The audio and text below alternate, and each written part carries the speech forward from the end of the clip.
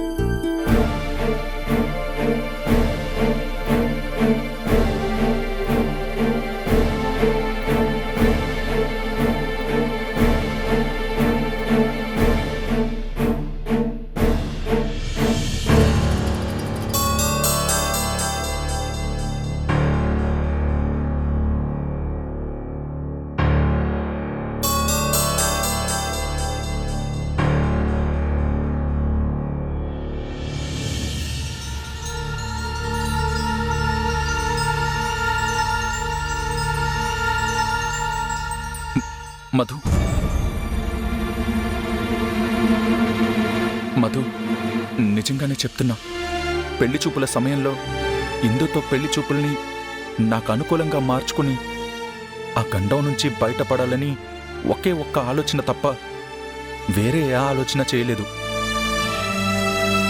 ఆ తర్వాత అదెంత పెద్ద తప్పో తెలిసొచ్చింది. ఆ తప్పుని నేను రియలైజ్ అయ్యాక ఎంత పశ్చాత్తాపడ్డానో, ఎంత బాధపడ్డానో నాకు మాత్రమే తెలుసు. చాలు, ఇక మీ నాటకాలు కట్టిపెట్టండి. ఇంకా నన్ను నమ్మించి వంచడానికి ప్రయత్నించకండి. ఇందులో వంచడమేముంది? నిజం చెప్తుంటే నువ్వు అర్థం చేసుకోకపోతే ఎలాగా? ఆ నిజం ఆఫీసులో విన్నానుగా. మీరు రూతర్ అనేతో చెప్తుంటే విన్నాను. నువ్వు అదే మాట పట్టుకుని కూర్చున్నావు. నేను నిన్ను ఒప్పించడానికి ఎంత కష్టపడ్డానో చెప్పే తాపత్రయంలో ఎలా మాట్లాడాలో తెలియక ఏదో పిచ్చి వాగుడు వాగాను.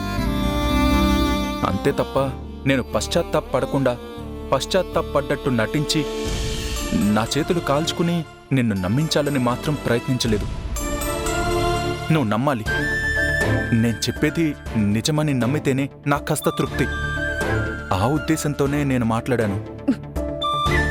ఏ ఎండికి ఆ గొడుగు అన్నట్టు సమయానికి తగ్గట్టు మీరు మాట మారుస్తూ ఇంత గొప్పగా మాట్లాడుతున్నారే. ఇప్పుడు మీకు మాట్లాడడం చేతగాక మాట్లాడారా? అక్కడ మీకు బ్రహ్మాండంగా మాట్లాడడం వచ్చు. అందువల్లే నన్ను నమ్మించగలిగారు.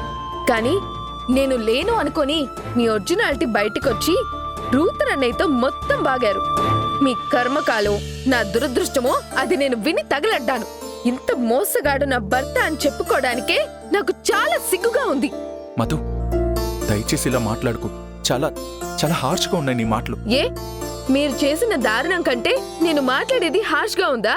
అసలు తీయగా మాట్లాడి వెనకాల ఇన్ని గొయ్యలు తీస్తున్నారే, అసలు మిమ్మల్ని అనాలి. ఇందులో గోతులు తీయడమేముంది? నమ్మక ద్రోహం చేయడం గోతులు తీయడం కంటే దారుణమైనదే. ప్లీజ్, నేను నిజంగానే పశ్చాత్తాపడ్డాను. దాన్ని నీకు తెలియజేయాలనే తాపత్రయంలో రకరకాల ప్రయత్నాలు చేశాను. ఇది నిజం. ఇందులో ఏ నాటకం కానీ ఏ బూటకం కానీ లేదు. దయచేసి నమ్ము. ఇంకా మిమ్మల్ని నమ్ముతూ ఉండడానికి నేనేం పిచ్చిదాన్ని కాదు. దయచేసి నన్ను చిరాకు పెట్టకండి. మధు, ఆగు.